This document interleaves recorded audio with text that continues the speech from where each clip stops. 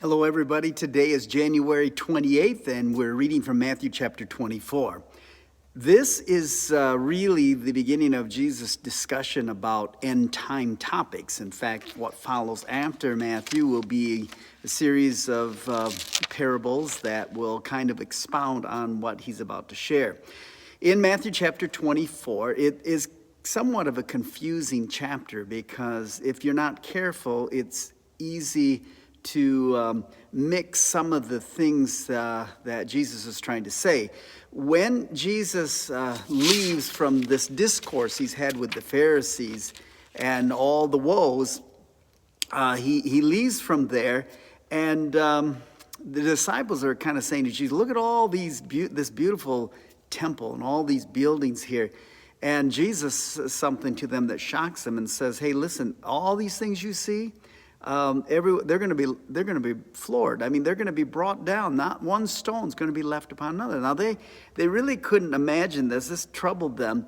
And so they said to him privately, can you tell us when, and there are three things they asked. Tell us, when will these things be? That is, when will the temple be destroyed? Secondly, they say, and this is all in verse 3 and 4, what will be the sign of your coming?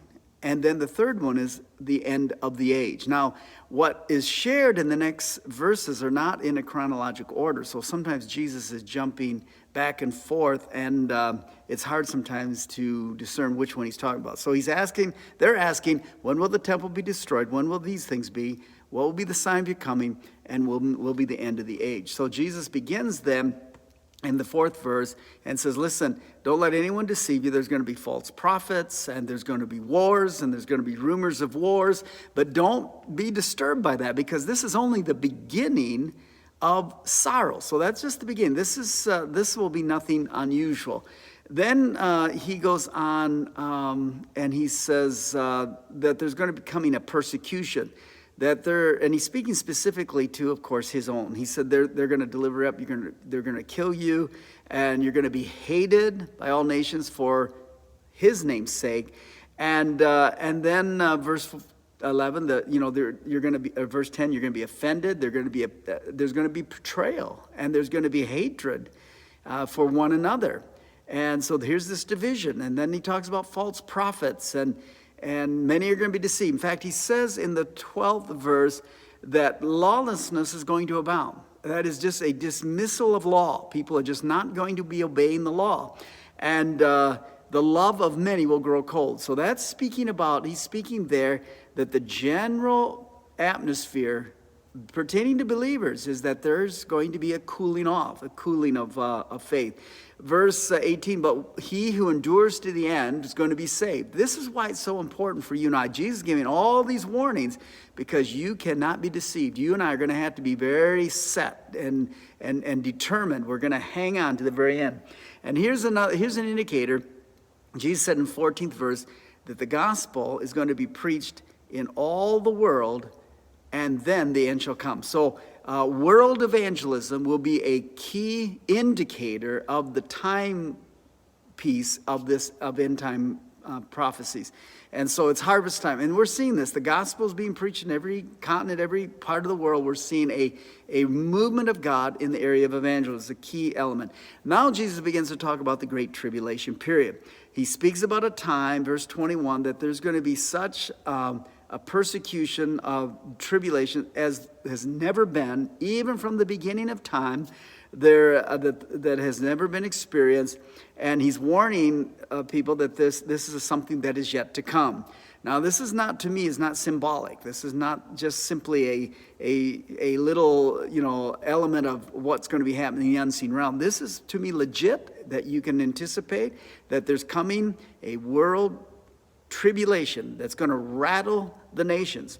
In verse 23, he speaks about deception. He says, now listen, there are going to be people that are going to say, hey, Christ is here, or he's over there. And he says, don't believe it.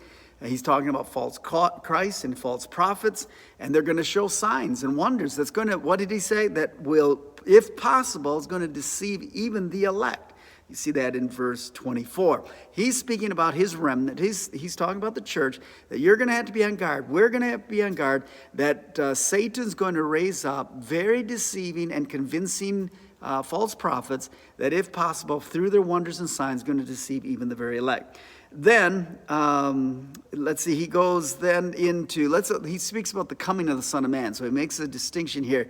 This is the end of all things, the coming of the Son of Man. This is not what maybe some refer to as rapture. This is here more the end of the age, because here's what happens at the very end.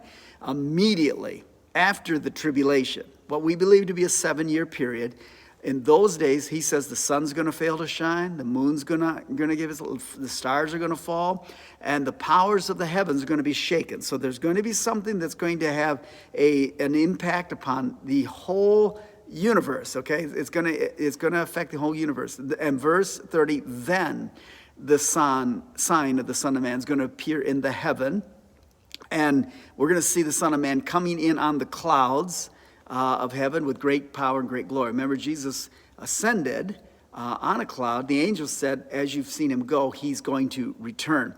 And at the same time, verse 31, he's going to send his angels. It will be the great sound of the trumpet, when the trumpet of the Lord shall sound, and the time shall be no more. And then this is going to be the gathering, the separation between the sheep and the goats. But so that's the coming. Then he speaks about the parable of the fig tree. Now we know that in Scripture, the fig tree is always a representation of Israel. So Israel plays a major factor in here. That's the reason we often hear people talking about how we treat Israel, because they play significantly in end-time prophecies. So he says, listen, when you see the fig tree, its branches tender, it puts forth leaves, you'll know the summer's near. We've read about many of the prophecies in Daniel and other books of the Old Testament that warn that Israel is going to fall away, and they'll be scattered throughout the world, and then they're going to be regathered, and they will become a nation again. And that happened in 1948, and so many believe that this is one of the chief indicators that we are at the door. 1948, Jesus said that this generation will not pass away till all these things are fulfilled. And in fact, he says, heaven and earth will pass away, but my words will not pass away. So his word is sure, it will never pass away. Then Jesus says in verse 36, listen, no one knows the day and the hour. Don't let anybody convince you they have a date or they know a particular time which they say Jesus is coming again. He says that no one knows the day, no one knows the hour. And he says the angels don't know. He says that only the Father. In another gospel, Jesus said the Son doesn't know. It's left in the hands of the Father. But there are indications. He says, as it was in the day of Noah, so it's going to be in the coming of the Son of Man, verse 37. So remember, before the flood, business as usual, drinking, eating, marrying, all these things. They were indifferent to the warning signs and the prophecy of Noah, of judgment coming. And they didn't know when the flood came. So it caught them unprepared because they were not looking and they were not preparing themselves. Now Jesus is speaking here. 2 men are going to be in the field. One will be taken. 2 will be in bed. 1 will be taken. The other left. And what does he say? He says, watch therefore. Based on all of this, when you see it therefore, you'll know that it's based on that. Based on all of these previous things that Jesus is mentioning here. Watch. Be on your watch. Because you don't know when the Lord is going to come. And if he would have watched, he's saying if each would have watched, wouldn't have allowed a thief to break in. And he will come as a thief in the night. Therefore, Jesus says, verse 44, you also be ready, for the Son of Man is coming in an hour that you do not expect. And I want to simply say to you that while there are so many differences as pertaining to the specifics of details about prophecy and the second coming, and is it pre or post or mid-trib, and are we premillennial or amillennial, all these other arguments, there are many things that we look through a glass dimly, but there's one thing that we do know for sure, and that is this: Jesus is coming again. And the message in chapter 24 is be ready. Watch and be ready. That as those in the days of Noah were deceived, and they got caught up in life and business as usual, and they were caught in the judgment. So we are living in a day in which we can be caught up. Jesus is coming again.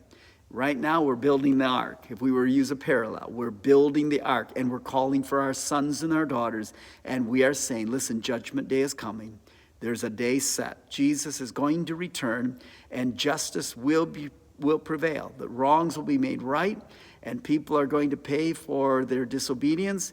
And you and I need to do everything we can to make sure that our heart's right and ready for whenever Jesus returns. Could be today, could be tomorrow, could be next month, could be next year, could be in 10 years. We do not know that. But indications, based on the timelines listed here, would suggest there's a season. That's what we notice in verse 32.